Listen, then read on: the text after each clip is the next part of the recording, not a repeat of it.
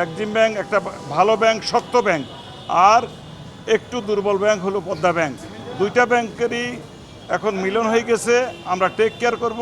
গেল 18 মার্চ এভাবেই গ্রাহক আস্থাহীনতায় ভাসতে থাকা পদ্মা ব্যাংককে টেনে তুলতে হাত বাড়িয়েছিল সবল হিসেবে দাবি করা এক্সিম ব্যাংক। অথচ সরকার পতনের পর সেই দাপুটে ব্যাংকটি বর্তমানে তারল্য সংকটে ভুগছে। টাকা তুলতে এসে চেক জমা দিয়ে অপেক্ষার পরও গ্রাহকরা ফিরছেন খালি হাতে। 1.5 লাখ টাকার চেক যখন ক্যাশে সাবমিট করলাম, ওনারা বলল যে সার্ভার সমস্যা। ঘন্টা ঘুরে ফিরে আবার 1 ঘন্টা পরে গেলাম ব্যাংকে, সে একই কথা, মানে উনি টাকা দিতে চাচ্ছে না এবং আমাদেরকে মানে কাস্টমারদের কোনো গুরুত্ব দিচ্ছে না। এইমাত্র এক্সিম ব্যাংকে গেলাম, ছোট অ্যামাউন্ট কিন্তু আমাকে দিয়ে দিয়েছে, কোনো কিছু জিজ্ঞেস করেনি। বড় অ্যামাউন্ট দিলে, চেক নিয়ে গেলে তারা গড়িমসি করে।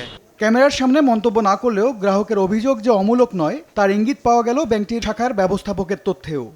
পুঁজিবাজারে তালিকাভুক্ত এই ব্যাংকের এমন নাজুক অবস্থার প্রমাণ খোদ ঢাকা স্টক এক্সচেঞ্জ ডিএসই। তথ্য বলছে গেল জুলাই সেপ্টেম্বর প্রান্তিকে শেয়ার প্রতি 3.91 টাকা করে লোকসান গুনেছে ব্যাংকটি। সে হিসাবে 144,75,57,344টি শেয়ারে মোট লোকসান হয়েছে প্রায় 566 কোটি টাকা। অথচ 3 মাস আগে জুন পর্যন্ত 6 মাসে ব্যাংকটির কর পরবর্তী মুনাফা ছিল 377,58,00,000 টাকা।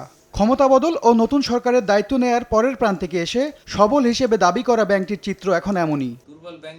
অর্থনীতিবিদরা বলছেন কেন্দ্রীয় ব্যাংক সঠিক তথ্যের প্রবাহ বাড়ালে গ্রাহকদের ঝুঁকি কমবে। প্রয়োজনে আবারও নেওয়া যেতে পারে ব্যাংক একীভূত করার উদ্যোগ। যে ব্যাংকগুলোকে আমরা সবল হিসেবে জানতাম, আসলে এই যে বাংলাদেশ ব্যাংকের ন্যারেটিভ থেকে, তো সেখান থেকে বের হয়ে আসাটা দরকার। কোন ব্যাংক আসলেই ভালো অবস্থাতে নেই সেটা বলা দরকার।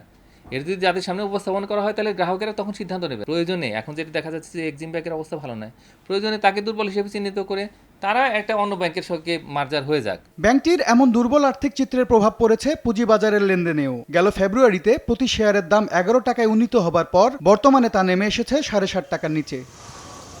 এম এস আরেফিন, সময় সংবাদ, ঢাকা।